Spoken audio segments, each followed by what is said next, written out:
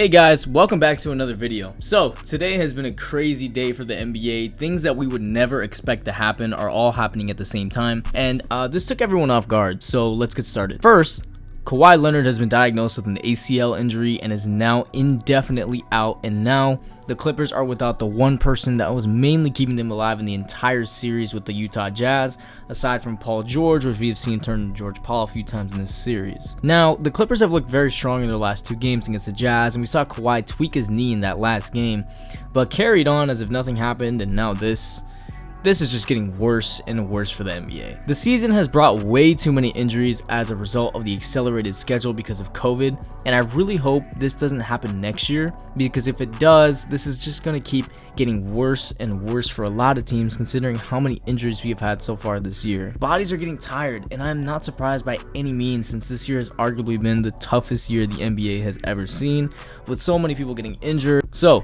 the Clippers being without Kawhi gives the Jazz a chance, which theoretically they should win out the rest of the series and face the Suns in the Western Conference Finals, which leads me to my next topic. Chris Paul is now out indefinitely after testing positive for COVID-19 today, and now the Suns will be without CP3 for God knows how long. Reports are saying that he was vaccinated in February, so he is vaccinated and still got COVID. We don't know where and how he got it, but what we do know is that the Suns will not have him for the West Finals, which will now make matters worse for them and give the opposite team, whoever that might be, a ride to the finals, unless Devin Booker goes crazy, which I would not count out by any means whatsoever. I mean, Devin Booker has been going hard for the Suns just as much as CP3 has, but a guy of CP3's caliber will definitely be missed, especially his veteran leadership on that team. So what a huge blow to the Suns, considering that he was going so hard and giving it his all to lead this team to where they are right now. The NBA needs to really look into this season, because whoever wins the finals this year will have a giant asterisk on their title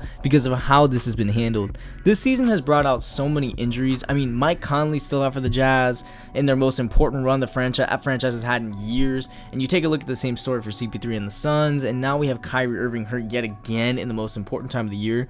And, you know, as a fan, you want to see these players play. I mean, that is why we are watching. And I get it, you know, the show has to go on. But my thing is, the show can go on, but nobody wants to watch a bad show.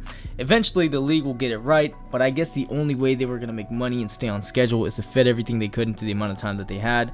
But there's no denying that they could have done a better job putting everything together. And now we sit here and watch these players go down, and it is just not fun. They are humans before cash signs either way. So hopefully the NBA can get it figured out. I would really enjoy to watch these teams at full strength, especially the Brooklyn Nets. I mean, we all hate on them because they have 3 superstars, 3 all-stars, and we think that they're just going to win. And it does make it a little bit interesting when one of them goes down, but it's not necessarily that we want them to go down, because that's not okay, man. I mean, they're human beings. They don't deserve to get injured. We want to see them play, and they're not playing, and the NBA's got to fix that. And now to our last topic. KD had a monster game last night, and we can't finish this video without even mentioning the masterpiece of a game that he played last night. So KD last night had 49 points, 17 rebounds, and 10 assists, a near 50-point triple-double, and it was just astonishing to see him do this to a Bucks team that just simply does not know what they are doing. And without Kyrie and a healthy James Harden, this makes things even worse for the Bucks. James was out there, but really not looking his best. He wasn't shooting well. He looked slow. He looked hurt, because he still is hurt. And the Bucks were giving them all they could handle in the beginning until KD happened in the second half. En route to a 114-108 win at the Barclays Center last night, KD showed why he was the best player on the planet, and nothing more, nothing less. So the Nets take a 3-2 lead in that series. Brooklyn, you might make it. You might actually do it. Hopefully KD keeps this up. Shame on the Bucks. But we are going to have to wait and see what happens with that series. I'm thinking the Brooklyn Nets are going to win this anyways, and they're going to go on to win the finals. But we will have to see, with Harden still not being 100% and Kyrie being out still. We will just have to see. We'll see if Giannis is going to do what it takes.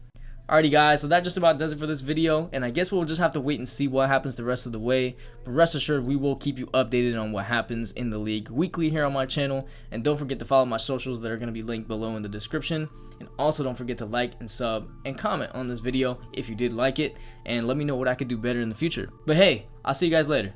Peace out.